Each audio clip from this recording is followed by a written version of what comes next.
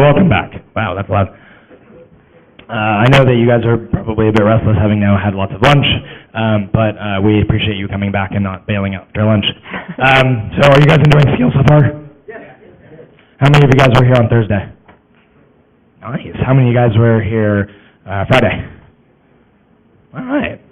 And how many of you, this is your first SCaLE? Damn. That's awesome. And you guys are all enjoying? And you're going to be back next year? So our next talk is something that I'm actually pretty excited about. Words, I have them. Kara's going to be talking about growing user groups, and I think I was chatting with her before the talk because I used to run a user group, and it's one of those things that people don't talk about very much, and then they go, yeah, I'm going to run a user group, and then they disappear. So I think it's really cool that someone's going to be talking about this. So without further ado, Kara Sowles. Hey. So my computer's on the wrong time zone, and this talk goes from 1:30 to 2:30, so halfway through when I panic and I think it's like 3 o'clock or something, just heads up, yell at me and be like, it's actually not that time right now. I'm going to be talking about growing your technology user group. A little bit of background on me. I'm a community manager at Puppet Labs. We make configuration management software. This talk is not about configuration management or software, so I'm sorry.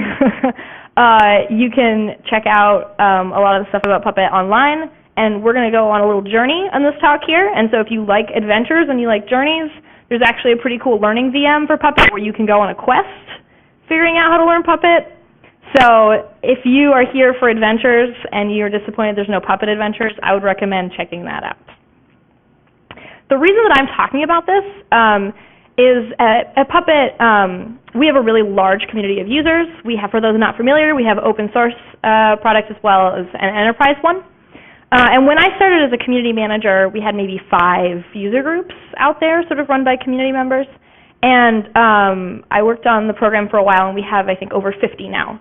And so a lot of this is based on spending a lot of time talking to folks in the community and saying, hey, what problems are you encountering? What are your obstacles? How can we get around them? Because I can't be there in person. I didn't have a large budget for the program, but I want to be able to help people set up those groups and be successful with those groups. So that's a lot of what this is sort of based around. And then talking with other folks as well who are running other kinds of user groups and getting their advice. But I know that my experience is still really limited, so I look forward to hearing from you folks. I look forward to having a conversation at the end where you say, actually, that hasn't been my experience. Here's what my experience has been, and hearing from all of you. So often it goes like this. I made a user group. I'm really pumped. It's great. It's pretty fun. We had a great first meeting. All of my friends came. We had a really good time. And then you get to your second meeting, and there's just kind of an elephant graveyard there. There's just kind of nothing going on. My cousin was in town, and I couldn't meet. I couldn't find a presenter except that one friend that presented last time, and I don't want to pay for pizza. I actually never want to eat pizza again. If I eat pizza again, I'll probably die. So it just didn't happen again. And this is what we're trying to avoid here, because this is something we see so often. I sometimes worry I see more ghost towns than I see communities. And user groups are a part of this, right? Like, while they're sort of characterized by being that move from an online community to like an actual sort of in-person community around technology, they're still usually organized online. You still see the rubble where they used to be. So we're going to take a journey. We're going to take a little trip here through many of the, and I don't want to scare any of you. Running a user group is wonderful. User groups are so positive and exciting, and they're really a great thing. But there's a lot of dangers along the way. There's a lot of obstacles. And so we're going to kind of walk through this. We're going to walk through the no members mountains. We're going to see if we can get through the venuless valley and the speakerless swamps, which are actually one of the ones I fear the most. I fear drowning in there. The foodless flats, where we may starve to death. The rains of rejection. And maybe by the end of the talk we'll make it up there to that perfect user group in the sky. If it's real, I don't know. Some say it's a myth. But I'm excited for it. But we're gonna start off in the hall of user group creation, which is a comfy spot. It's a nice spot. It's got a roof on it. Because I know there's some folks in here who haven't quite started a user group yet or are just starting one. So we're gonna go over that sort of very briefly before we move forward. Hall of user group creation. Let's do this. So we know the basics. You're looking for a date. You're looking to have a venue speaker. We'll cover all this stuff. You know kind of what you're looking for in order to actually have a meeting. But what I like to start off with is reconnaissance. When do other groups meet? Are you picking a time that another group meets like the day after? Maybe people don't want to go to 2 user groups in a row. Some people do, but I don't, personally. I want to watch TV 50% of those evenings. So you don't want to compete there. Is there already a group about it? I'm surprised how often people don't Google that. I know all of you would Google it. I trust you all, but it happens a lot. And then see what works well for other groups. There's no fix-all for anything, and that's kind of obvious. If there was like a one-piece solution for everything, my life would be amazing. So yeah, go ahead. Well, one thing you can do is you can co-present. Yes, we will definitely cover that. That's a very good point.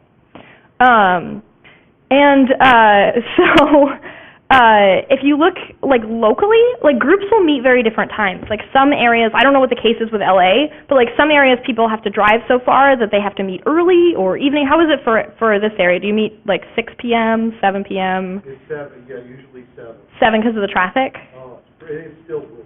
Ouch. So, and then a lot of areas, if you meet at 7, everyone's at home, they've put their kids to bed, and they're falling asleep in front of the TV already, so you're out. So kind of do reconnaissance on other groups and see what's been successful for them. Talk to them. See what's up. Choosing an online home for your group, again, there's no kind of solution here. This talk is just us throwing out ideas, and you get to do the audience participation part where you sort through what actually makes sense for you and throw the rest out. Congratulations. That's a large part of life. But for us, like in Portland, we made a Google group, and so we'll talk on the Google group. We'll plan stuff. Most people don't want to hear all of that planning. And then we'll post it on like a meetup page, so anyone can just see it, they can go to it, they're done, they don't have to subscribe if they don't want. So we choose to give people options, but you can split it out. Some like groups have very different homes there. Think about the purpose of that. Are you trying to make it very clear for people to see, or are you trying to let them kind of engage with it? And then setting expectations is a huge part, I think, of this whole talk, of this whole topic. But just for starting, pick a cadence.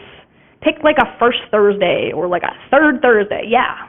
Oh, please, if you're in LA, please don't pick the first Thursday because my UAC meetup is there. Cool, I take back first Thursday. First Thursday's off the table. Good. Okay, that's off the table. That's off the table. But this really helps, if you start that from the beginning and start that right, it helps people stay in that cadence. Make sure you have a purpose. Why are you starting this? I forget this part, right? Think about yourself. What do you want? And then also separately think about what do you want other people to get out of it. Do you have a mission? Work with the people who come to that first meeting maybe and write up that mission. Have a mission statement, because this can help define everything else you do with the group. It'll ground you. It'll center you in that space. So have a purpose. And so now our journey begins. And as I said, for each of these obstacles, we're going to go through some options, some ways that you might move through it. Different answers are right for different groups. There's no cure-all. There's no, like, one weird trick that we've all been looking for. It's probably not real. So the no members mountains, they're rough. I don't know about LA. For us in Portland, for example, we have a local site called SCaLE. And with SCaLE, people in the tech community can just all post what their events are. And a lot of cities have something like this, but it's different for each area. And finding those community like tech hubs where people look for events, I think is really important. Another place is actually local conferences. There's a lot of conferences that are even built on user groups coming together, that are built on the community from user groups coming together. You see a lot of user group presence here, sort of at SCaLE.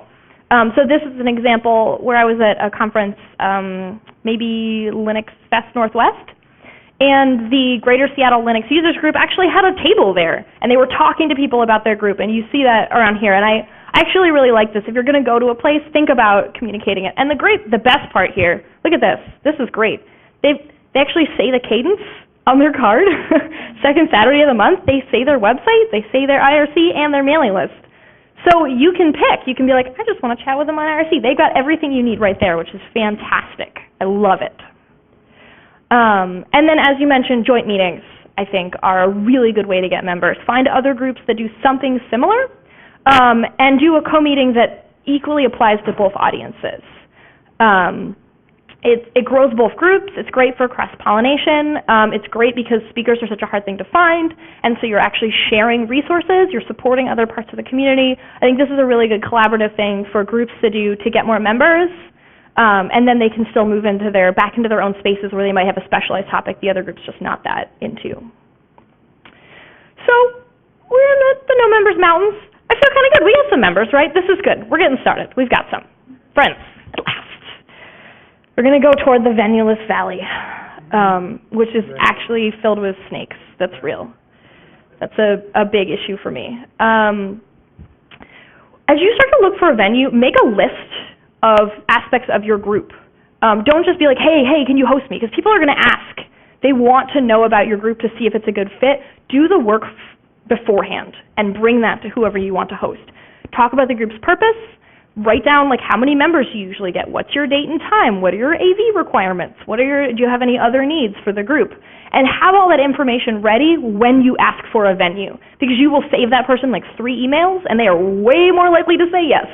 I get a lot of emails where people, or I used to when I managed the space at my company on the other side, people be like, hey, can I like have a business meeting for my startup? And you're like, okay, and like 3 emails later, it's like a legalized weed group or something. And like, it's just not what you expect. Like, that's not bad, it's just not what you expected. You know, when you were like, hey, can we host this like one startup meeting? And it's like 3 people talking about like legalizing weed. Like, that's cool, but like, we can only host so many things, so it saves me some time. And think about sort of the perks of people hosting your meetup, because not everyone gets the community aspect of it, and that's okay. You can tell them about that, or you can tell them about aspects that they might be better attuned with. You don't need to offer them stuff like, hey, we can announce any open jobs if it doesn't fit with your group's purpose that you already have and your mission.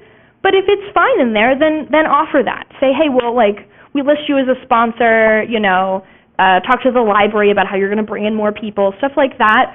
It helps, even if the person you're talking to gets it, the person they have to convince might not. You're giving them ammunition. It's a gift. So most people start off, they ask your own company. You're like, okay, maybe my company will do it. Your company says no. You ask your friend's company. Awesome, my friend works at a company. Maybe they'll say yes. But you don't have any friends, or the friend's company says no. They don't like you. So when you hear that no, you can ask and say, do you have any recommendations for other spots in town? A lot of people, when they turn folks away because they can't host any more groups, actually know other companies that host groups, and that's a really good connection. I do this a lot and have good success for this sort of in town. It's still a no. You're out of luck. Are there local companies that cater to your demographic? It's a scuba diving group. Is there a scuba dive gear company in town? Like, look it up. See if there's something that really fits, because they're going to be a lot more likely, like, I'll move heaven and earth to host a DevOps meetup at Puppet Labs, which I would not do for our aforementioned friend or someone like that.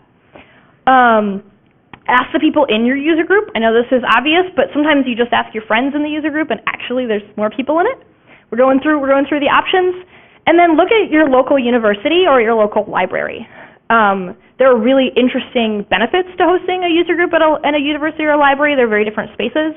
There's a lot of libraries I know that are trying to bring more people in, and they see user groups, especially technology user groups, as an opportunity to get in touch with that crowd, to bring sort of more people into their space. Not all libraries. Some libraries don't like you. They don't want you there. They want you to be quiet. But sort of think about that.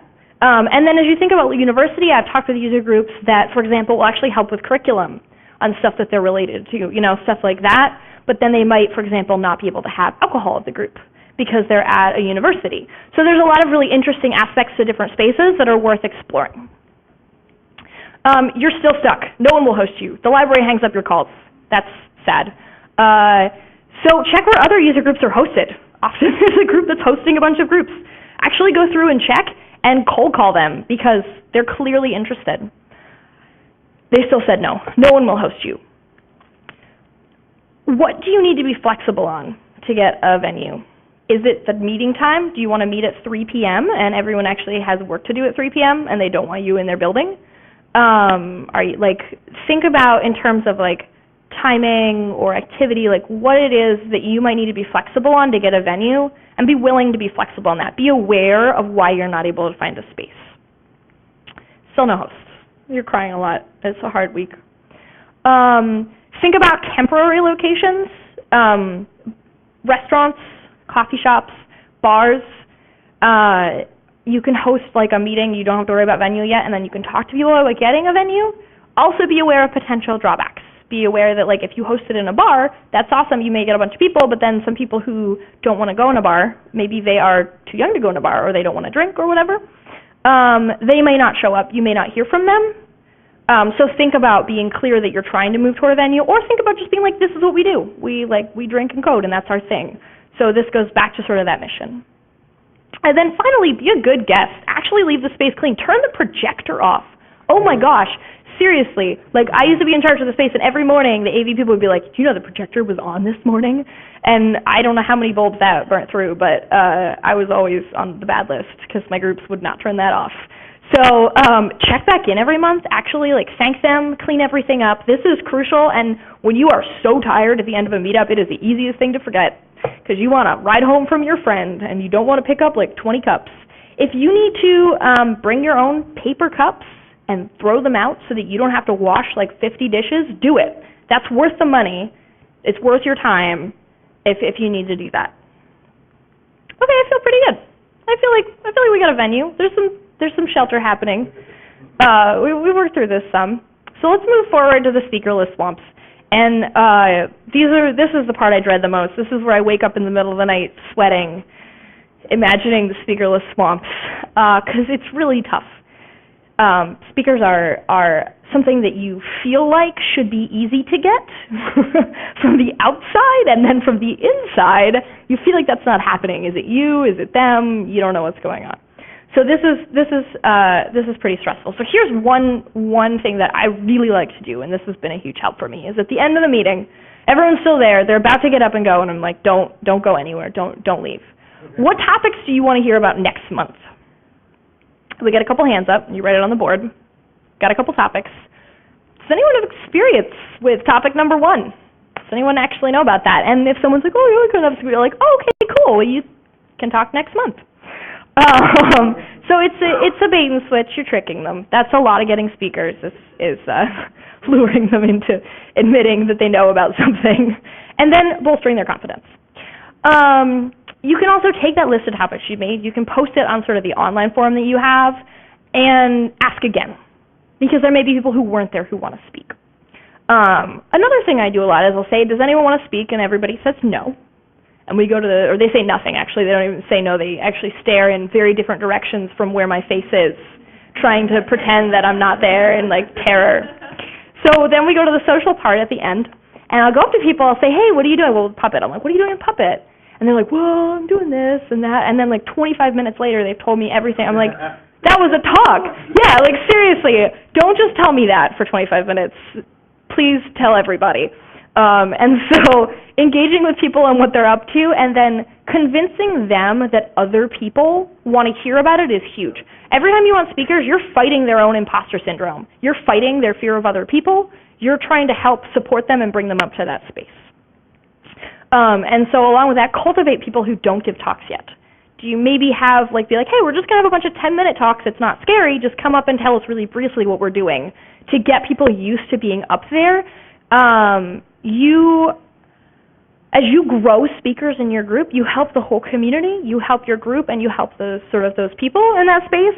So what you can do to be supportive is crucial. Don't just be like, oh, there's that one guy who talks at all the meetups. Let's just get that guy every month. Like, no, we've heard that guy like 10 times. Don't be that guy. Well, be that guy, because that's good. You need speakers, right? Thumbs up to that person. So at if you have a company that's related, this isn't as often, but like for me, I actually work at a company that's related to one of the user groups that I run. And so I'll look for managers that are actually supportive of their employees speaking and want them to speak, because those managers have a huge part in encouraging folks. And this doesn't apply in a lot of situations, but I found this actually really helpful in terms of growing people, because they'll listen to their manager more than they listen to me. I don't know why. It's a thing that happens. And then sometimes I'll go to companies and say, will you send someone to talk on this particular topic? That's another thing that I'll try. There's still no speakers. That's okay. That happens. Don't beat yourself up about it. Have a discussion session. Have a hack night. Be like, let's just work on stuff together. Make it really clear that that's what's happening.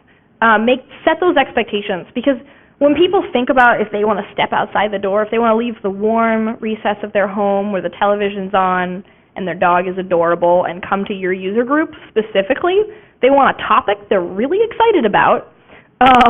Maybe they know they love the group and they're excited to see everyone there because they're all very nice people. Or they want to know like a specific activity that they're going to be doing. So as you set those expectations, tell people like, beginners welcome. We're going to hack on stuff and we'll all support each other. Like, be very clear if you're holding a freeform session, who's invited, what you're going to be doing, and why people want to come. Define the value, because then people know that they actually want to come. There's a lot of fun stuff you can do here. Like, this could go forever. Yeah. We do 5-minute demos, 5-minute demo night, and anyone can get up and just kind of show what they're working on, and that's a great way to gauge interest to see what people are interested in. Be like, hey, can you turn that 5-minute talk into a 30-minute talk? I love that. So in case the recording can't hear that, 5-minute demos was a suggestion where just everyone kind of gets up, they do a 5-minute demo on something, and then you can be like, hey, now you can talk about that at a larger meetup. I love that idea. There's interesting stuff you can do like fishbowl, where some people sit in the center and then you swap in and out. There's a lot of really cool formats. That could be like a whole talk in and of itself. We could go forever. Yeah? You can also do Linux 101. Some people may be new. That's a very good point. The suggestion was Linux 101. Having an introductory session once in a while I think is really crucial in terms of bringing new folks in. I should have had a slide in here about specifically bringing new folks in, and that is definitely missing, and I apologize, so thank you for bringing that up. I'll put that under the no members mountains, because alternating and making sure you have introductory content is, I think, really crucial in terms of building membership. Very good point. So, speakerless swamps, maybe not so scary. We have some speakers now. That's good. We're growing our own. Homegrown. Good work. Let's move forward to the foodless flats. So, how do you get food? Food costs money. I don't know if you noticed that, but that's the thing about food that I struggle with every day. So, when we're talking about food, a lot of what we're talking about is actually finding sponsors. I'm not actually going to buy like 30 people pizza every month from my own heart. I would maybe if I had more money, but I don't. So the first impulse is usually to go to the company that's hosting you and say, hey, can you buy us some food? And this actually works more often than I expect, where they're like, yeah, we'll buy you food. That's cool. You can raid our fridge of stuff, or sweet startup snacks, and have like goldfish for an hour or something. So that's, Or they may have a budget, too. they may have a budget. They may be very specific. You have this much money. But that doesn't always work. You go to your own company, and you argue the case. You say, like, hey, this is kind of a thing with a thing. And this is, again, where you want to pull in your mission and say, are you, like, does this connect with your company? Are you getting, are you trying to recruit people in that space, and you have a little announcement as, like, a food sponsor at the beginning where you're like, hey, just talk to me if you want to talk about it. Is it related to what your company's doing? This is where that kind of ties back in thematically. Often it's just, like, a random person at the meetup group. She's just like, yeah, my company will just pay for it. My company's just really nice, and they'll sponsor it. And that's awesome, too. You get that a lot. But, yeah, sorry, I went forward too fast there. But I actually would be interested in hearing more techniques to kind of getting sponsorship at the end, because I feel like those are the scenarios that I tend to see. It doesn't feel, it feels kind of random to me. Who pops up and says, yeah, my company has money right now and they're willing to sponsor. So if you folks have tips for that at the end, please, let's do that. Another thing we'll do is flag. Like, if you are talking about something that is actually related to a company that might send you things, you can email them and just say, hey, Puppet, I have a Puppet user group. You want to send me some stickers or something? Yeah. But other groups do it too. O'Reilly, for example, they will just send you books. That's cool. They're great about that. All the time. No more. That stopped the program this year. What? No, they haven't. Yeah. Talked to them downstairs in the vendor. Cool. So we'll see how that conversation goes. Yeah, what's up? Bill from No Sex Press is generally pretty good about that. Awesome. Sounds like No Starch Press also will send books sometimes to user groups, yeah? Vendors lie. Just because they said no doesn't mean if you call them again and again and again, you won't eventually get a yes. Well, You talk to the wrong person, and, there are people that will say yes to whatever you want. I totally get that. People email me over and over again thinking I'm going to change my answer. It's interesting how it doesn't change, but but some people are not like that. Yeah. No, they try to work around me too. It's funny. It's still in the same way. Bob, when are you gonna be out? I'm not calling when you're out. Oh, they try. Yeah, they try. It's my reach goes far. It's bad. So, yeah, swag. Think about it. So one thing I want to talk about as we talk about sponsorship is actually your company as a support structure. Now, this is probably the most specialized thing in this deck, which I've tried to make pretty general. I personally happen to work at Puppet Labs, and I work with Puppet user groups. So those are very clearly related. And in most cases, people don't work at a company that might support a user group. But I still want to touch on this really briefly for folks who do, because I think this is a really valuable thing to think about in that context of sponsorship, is thinking like other departments at your company. You can leverage like so many of the departments at your company to support your group by thinking about what their goals are and how they might actually be really interested in user groups. A lot of people don't understand the value of community, and they don't understand user groups, user group culture, or the value of user groups. And that's okay. They're just waiting for you to come along and help them understand it from their perspective. And so, like, when I talk to, like, sales folks about user groups, like, they suddenly start to get there, like, oh, I do actually want to, like, pay for pizza for this group. Like, this is something I actually care about. Or the education team is like, oh, we do actually really want to, like, send learning resources, or, like, do a tutorial for folks, stuff like that. The engineering team is really excited to actually present on what they're doing because they can get feedback then and there from folks who are interested in it. So think about approaching folks all throughout your company. If this is something that applies to you, don't just think about the one department that you're really used to working with. Yeah?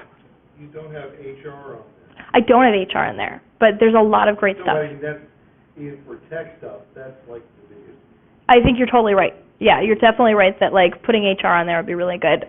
You see a lot of hiring teams and stuff out of that. The people that come to this meetup, some of the technology we talk about are used here at work, Mm-hmm. and the kind of people that show up here are the kind of people that we want to bring on board. Very good point. And they often will have sponsorship budgets that don't come out of something like marketing that they will support, which is, I think, what you were trying to get at in terms of talking to different people at a company who might have different budgetary sort of areas. Food? Yeah, we have some food. Okay. As we're still here, now that we've actually obtained our food, I'm really tired of pizza. Like, pizza's really good. It's so good, and I love it, and I don't love it 5 nights a week and then also on the weekends as leftover pizza. It's tough. There's no great answer. In terms of food, there's some good guidelines, like, is it really messy, like you'd be embarrassed to eat it in front of others? Maybe you don't want to clean that mess up afterwards. There's stuff like that. We work really hard to make sure that we have gluten-free and vegan and vegetarian options all available, and that's the nice thing about pizza is you can order, like, a couple different pizzas and you kind of cover all of that. But the proliferation of pizza is maybe troubling, but understandable sometimes from a price standpoint. So a big thing for us is we'll order, we love, like, Lebanese food, for example, stuff that defaults to being delicious and often vegetarian is really good. So sort of get creative. I think a lot of that's local, like what's nearby that's good, that's not too expensive, that people actually like, that can have a variety of dietary excited people. And the other thing with food that I did not put a slide in here for is that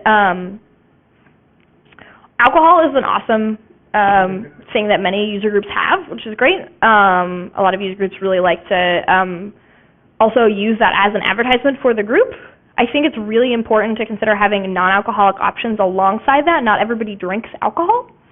So if you want to bring a bunch of people into your group, it's worth saying, hey, drinks will be sponsored, but you can say, like, we will have, like, beer and X. Like, X is a delicious drink substitute. It's not actually a drink. That's not a name of drink. But think about having something other than just, like, Coke. I'm really tired of going to meetups and everyone has, like, really, like, 5 fancy beers, and I'm like, hey, what's for me, guys? And they're like, a Coke. Like, I don't want a Coke right now if I could have drunk Coke all day long, you know? So think about, like, local sodas, like, cool craft brewed sodas are awesome. People actually get really excited about it. Giving people alternatives also means they can come to your meetup and then maybe they could drive home from work. That's great. Stuff like that. There's a lot of benefit to having non-alcoholic drinks there. So think about both promoting that you have that and also making sure you provide that. And the third aspect there is water. I've started putting pitchers of water with cups next to them on the main table at my meetup, and it's amazing how much the people who come hydrate. I live in Portland, so a lot of people will bike in, and it can be intimidating when you're being hosted in an office to try to like find the water tap, and you're like, can I use these glasses? Is this okay? You're not really sure. Just get past that for people. Just put it right there for them so they can stay hydrated. Love water. We're so close. We've hit the rains of rejection. Also known as the storm of sad. We did a lot of brainstorming, no pun intended, on this morning. Let me tell you, it is hard to rhyme things with storms.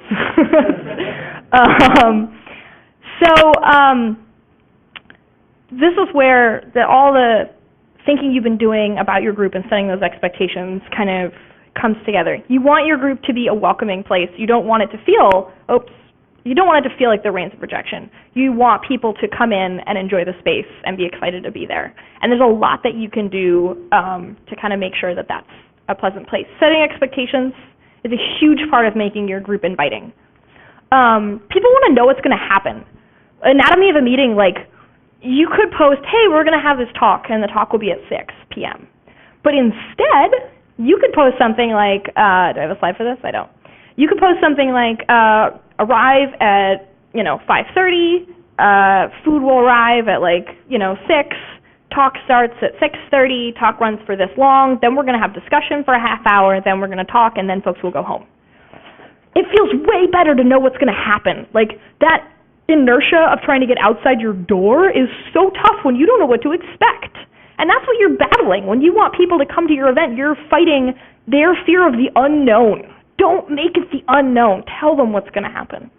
So having a really robust agenda, even if you only have one thing on the agenda, you can still have 4 time numbers that tell you what's up. I think that's a huge thing. Make a clear familiarity level. Tell people, is it for beginners? If it's for beginners, make it so clear. Plaster it everywhere. You're fighting their imposter syndrome to help them come and learn. So make it clear, if people need to bring a computer, right, you need to bring a computer. If you think people think they're going to need to, but they don't, tell them they don't need to. Sometimes you're so familiar with the event that you can't see the doubts and uncertainties that other people have where they're not certain what space they're walking into, which is why it's worth being really explicit about this. Or is it an intermediate level talk? Be clear. Say, hey, it's an intermediate level talk. Beginners are welcome to come. However, the content will all be intermediate. We will have a beginner meeting in several months. If you have questions, you can ask them then, but that's what this is going to be. There's nothing wrong with that. Accessibility is really important. Is it actually easy to find the venue? Do you have to go a back door and down the freight elevator? And it just, it gets weird. So actually list that stuff out. List if there's parking. People want to know if they're going to have to walk from their car. List if there's bike parking. List if there's bus access. If it's wheelchair accessible, the venue, then say that. And how much parking? Yeah, is there enough parking? Is it $30 a minute? Things like that. Make sure your venue is wheelchair accessible and list that so people don't feel like it's going to be a surprise when they get there, because I don't want to go to a meeting where I feel like it's going to be potentially unpleasant surprises. And then one thing that I've started doing is I'll list at the bottom, I'll say, hey, if you have any other requests around accessibility, you can email kara@puppetlabs.com. And that kind of covers it. I know that if someone has something that they want to know about or that they're curious if we can provide, that they know who to reach out to, that they know that I want to hear from them. And then I don't have to cover every last thing that we can or can't have. Folks can kind of reach out because it's a meetup. If it were an event, I would list a lot more. So this is something that I've been kind of trying out. You need to have a code of conduct for your user group. I know that this is not as common as it is often for events, but this is something that comes up a lot when I give this talk First 2 times I gave it, I was like a little nervous on the slide. I was like, maybe you should have a code of conduct. And both times, people in the audience were like, oh, we needed a code of conduct way sooner. We were like way too late to this party. And I want everyone in the audience to know that you should have one right now. Like, every time I've given this talk, the response for people having user groups has been like, get a code of conduct, have it now, have it in place, be ready. You don't feel like you need it now, that's the time to put it in place. That's crucial. And you can just post a link to it. Like, for each meetup, like, little, like, meeting invite, I just put it at the bottom. I'm like, hey, you know, we have a code of conduct, everyone's expected to follow it, and there's a little link, and it goes to our code of conduct, which is great. If you want to go the extra mile, at the beginning of the meetup, you can actually reference the code of conduct so people know it exists, who just showed up, and also they never read your meeting invites ever. That's a thing that happens. Let's see if there's anything else I wanted to say here. Do you have any boilerplate code of conduct reference? Yes, that is in 2 slides. We're so close. Oh, good. But thank you for asking that. So yeah, we don't really intend to be exclusionary with our user groups and with our meetups. Like, we want to be welcoming and we really want to be inclusionary, but we need to actually put effort and work into making them positive spaces for all sorts of people to attend. It's not something that just sort of magically happens. And so I think it's really important to think about having a code of conduct and think about how you're bringing people into your space from a more proactive angle. So here, great question. So the Geek Feminism Wiki, you can see here, you don't need to write entirely your own. I mean, you need to like think about it and absorb it and enforce it and things like that, so it's not just like slap it on, done. But you can go to the Geek Feminism Wiki, you can find this sample conference anti-harassment policy. You can find a lot of writings that folks have done on how to handle these things. There's a lot of resources out there for you. And this is a huge part of setting expectations for the group, as we've been sort of talking about all along. So, did that go forward? That didn't go forward. Now it went forward. So, the reins of rejection have cleared. Yeah, it's looking good, right? We've had a really long journey. We've made it a long ways. I hope you guys feel good about how far we've come. Are we there yet? Are we all the way there? There's one last obstacle. We got the final boss up there. Do you know what that obstacle is? Now you got to worry about next month's meetup. Yeah. It's you. I'm sorry. You're the final obstacle. You are one of the biggest obstacles to your group. And this isn't personal. I'm not like looking at someone in the crowd and be like, it's you. It's me. I am the biggest obstacle to my groups. I don't have enough time. I just don't. Or maybe I don't have the dedication. What's wrong with me? Why haven't I done it yet? What? Running groups myself, I have broken everything, every piece of suggestion that I've ever given someone. I've messed up and not done it. It's okay that user groups are really hard. It's okay that you don't have time to run your group regularly. It's okay that these are really tough things. My advice here is get co-organizers. Don't do this alone. Get help. Recruit other people in the group to do aspects of it. You are really busy, and it's awesome how many people find time to run these groups and do a great job, but if that suddenly isn't you, if you suddenly are really busy, that's okay. You need to take care of yourself. Bring other people on. If you go on vacation, you want to know that someone else is there. You go on a work trip, you want to know someone else is there who's going to help run the group. And as you bring other people on to help with things, be incredibly clear about what people are doing. Even if it's just on a meeting by meeting, be like, so you're going to figure out a speaker and you're going to do this thing. Like, it's not like a magical, like, you slap a Band-Aid on. You're like, oh, there's a co-organizer. They'll just magically know what I didn't do this month. Done. Sadly, it does not work that way. But you need to take care of yourself, just for yourself, and you also need to take care of your group in terms of having other people involved. You won't always run that group, chances are. Document what's working. Document what kind of meetings you've had, what topics have worked. Because when you suddenly need to like move to Boston or something, you want to have that you can pass to someone so they don't have to make all of the same mistakes over and over and over and over again. Don't repeat those. Write it down. Help sort of the future. And I'm not trying to be hard on the whole you thing here. This is me. This is me. That's a good point, though. Thanks. The other one is, sometimes you may need to step away, too. Yep. At a certain point where you just, look, somebody else has got to do this, I can't do it anymore. Yeah. And there's no slide for this because it's a horrible thing to say near the end of your talk. So I said I wouldn't say this. But sometimes there just aren't enough people to support your group. That happens. We've all seen it happen. It's okay. That's where you look at stuff like, does it make sense to absorb into another group? Does it make sense to make a more general group, a more broad group, because you can't support a specialized topic? And that's okay. Those things happen. It's not just you. And those are the hard calls that you have to make as an organizer and say, is it because I don't have enough to give the group right now, or is it because this area just doesn't have enough to come in and talk about this topic? I talked to someone this morning who was saying that, Josh Simmons from O'Reilly was saying that his group's success has actually paved the way for other more specialized groups, because people have come into his more generalized group, met each other, formed those connections, and it's made them ready to form other groups. And like that kind of thing is really positive as well. So sometimes a successful group can breathe new life into other things. And sometimes the circle of life just... Anyway.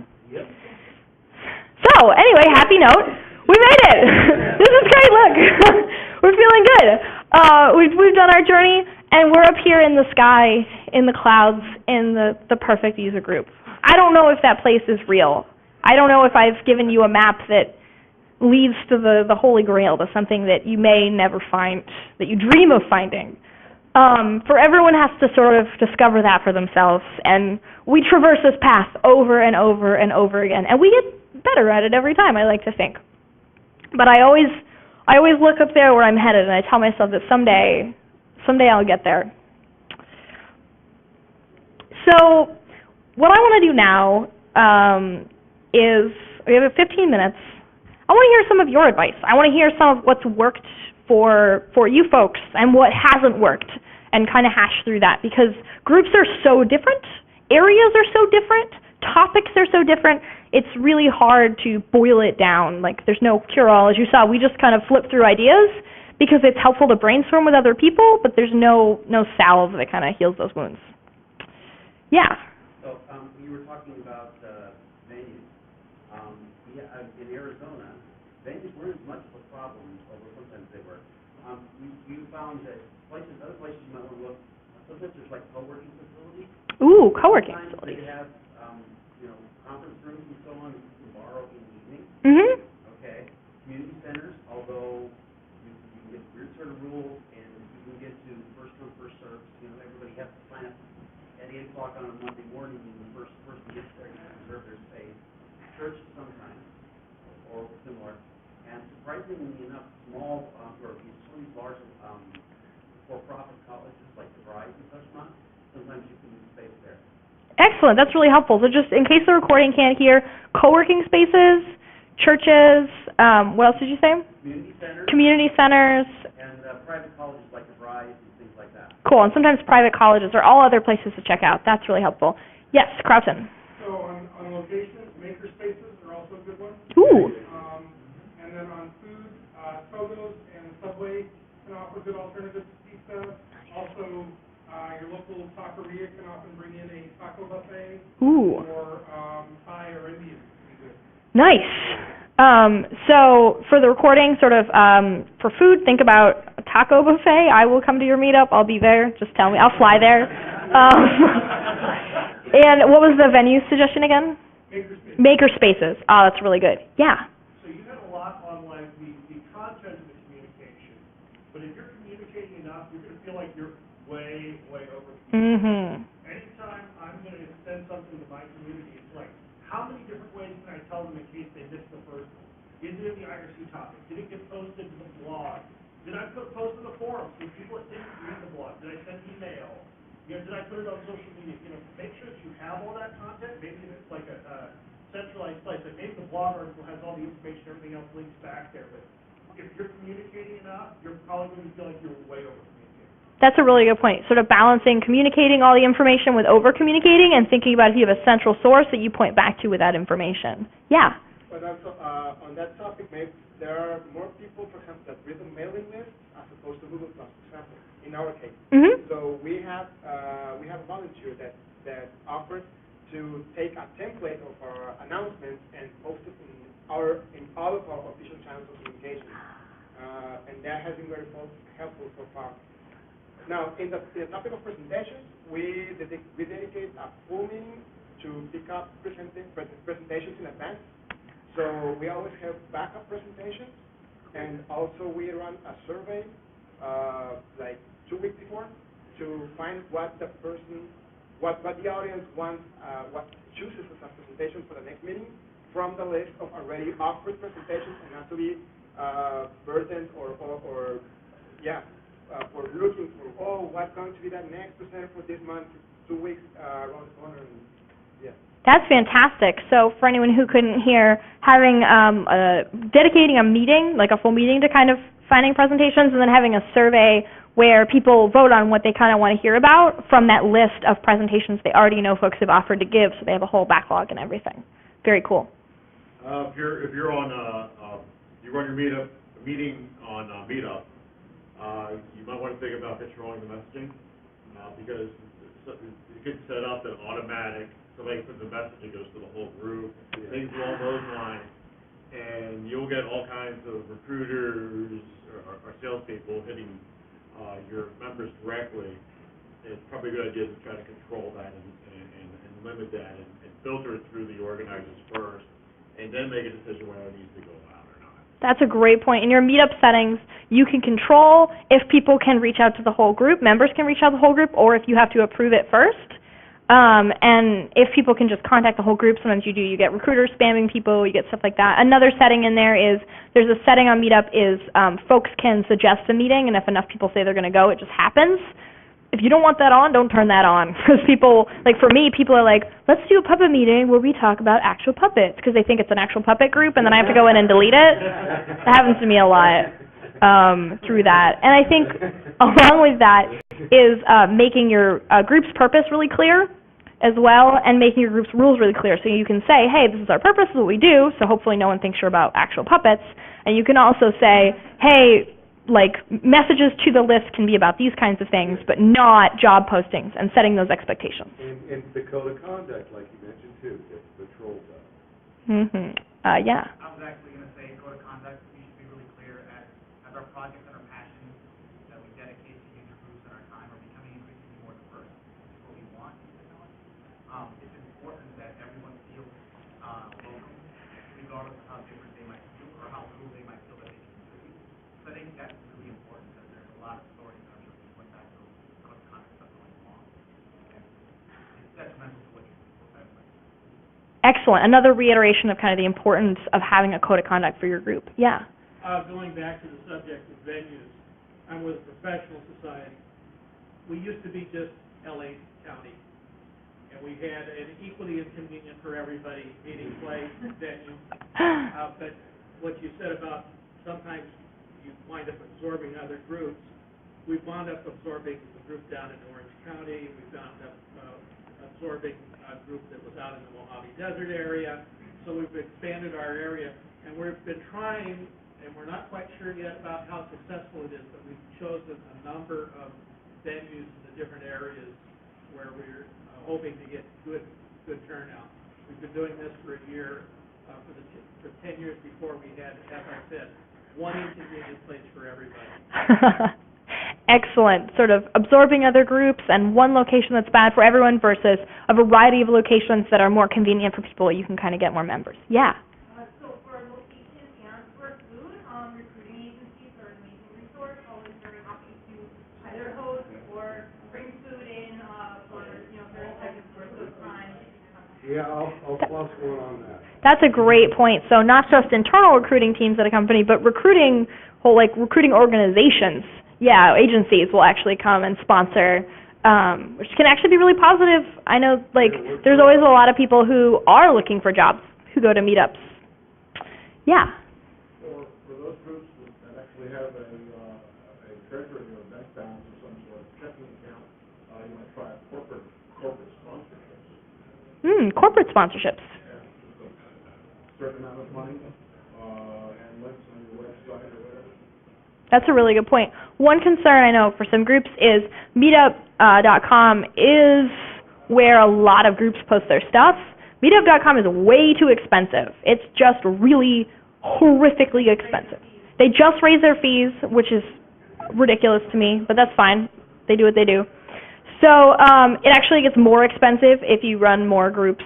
And I've tried getting organizer accounts. Like, I pay more for everything on one account. So I have like 5 Meetup accounts. It's weird. But one nice thing about Meetup fees is as long as they don't raise them again in a while, which they won't. They haven't raised them in like a decade until now. You can have a set sponsorship amount that says, hey, in order to run our group, host our group on Meetup, we need X amount of money a year. And that is like a very easy, like small, quantifiable sponsorship to ask for that's worth putting out there as a sponsorship option. Yeah. I was just going to add to that, we did something with the LA Group where some of the groups put on conferences, so then those become very expensive.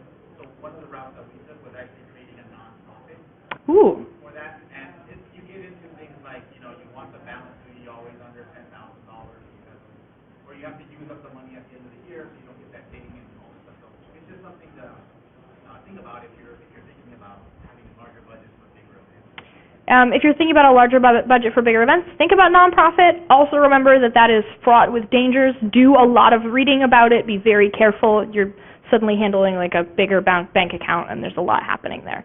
Other hands that I haven't seen yet. Yeah. So I put up a small house on a small conference in the Chicago area. One thing we did was we were associated with the university.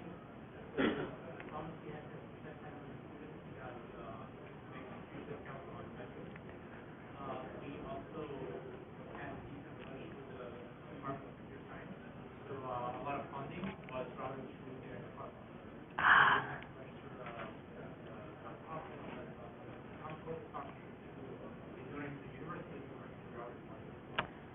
Fascinating. Having a group aligned with the university, having like 50% students, and having maybe sponsors will give that money sometimes to the university, and the university will funnel that money through to the group. There's a lot of benefit of having user groups that have a lot of students that are aligned with the university. It can be really positive. Yeah. For food, I haven't tried this particular meetup, but we've had a few events. Food trucks would be a good option. Ooh, bring food trucks out. I like that. But I wonder if there's a way to, if you have a large enough meetup, if you can say, hey, if you come, we'll buy a bunch of food from you, but people pay their own food. It's kind of that zone. You had one? So as far as the university, keep in mind too that most of your volunteers are going to disappear in 4 years. Yep. So keep in mind long-term goals. And then as far as food, if you're hosting at a venue that provides food, keep in mind your audience and their potential budget. Not everybody can afford, going out to a fancy restaurant to meet up. That's very true. Yeah, if you're meeting in a food establishment, think about budget. Don't hold it somewhere too expensive so more people can come. And if you're doing stuff with the university, remember that a lot of your volunteers will vanish in 4 years, which really comes back to documenting what works, maybe having an email account that people have shared passwords for and stuff like that, so that you don't lose those conversations, you don't lose those resources as time passes. Anyone this way that I haven't heard from yet that wants to? Yeah. I just want to say real quick on the topic of swag. I represent a publisher. Informa is our site, and we do book mailings, and we have discounts of 35 to 45% for members. So I'm going to put these in the back. Cool. If you want to take one and register your group. Sounds good. Thank you. Other folks? Okay. Yeah. This is kind of it on joint meetings. There are many cases where groups are with similar or at least compatible topics. And some people, there are many, prefer to go to one single day to 5 or 6 sessions. What? Of different topics instead of going one day to each group. I don't know if I made myself clear. I mean, like a bunch of different groups have meetings the same evening? Yeah. No. Maybe, for example, where I live, there are like 5 groups with not necessarily the same topic, but many people may be interested in many of those topics. Mm-hmm. But they don't want to go Monday to one, Thursday to another one, Wednesday to another one, Friday. So every now and then we all join a single meeting for 4 or 5 hours with all the conference data, presentations, and that gets another kind of audience. Whoa, that's really interesting. So maybe if there's like, say, 5 different local groups on a variety of topics coming together for one evening, having like a 5-hour meeting, and having a talk from each group, people can come and they can stay for as much as they want, but they can stay for all those talks instead of having to go to 5 different meetings with 5 different groups throughout that week. That's very interesting. Yeah. Yeah, we've both done that at our seminar makerspaces, and people. Awesome. That's great. The another thing, which is, well, if you can't find speakers, there's all sorts of really excellent talks like this one that are being recorded and shared on the web for everyone to watch at their comfort. So some events that I've run are just pick a good selection of talks, make popcorn, and get the sort of conference experience without having to travel to the conference. I love it. So the suggestion is, you can take recordings of talks and sort of select a few that you think the group are going to be interested in, get a bunch of popcorn, and sit down and kind of get that conference experience from the group, which is also probably a good follow-up if there's a conference that people don't get to go to but a lot want to hear about, bringing specifically talks from that conference to the group. I like that. Yeah.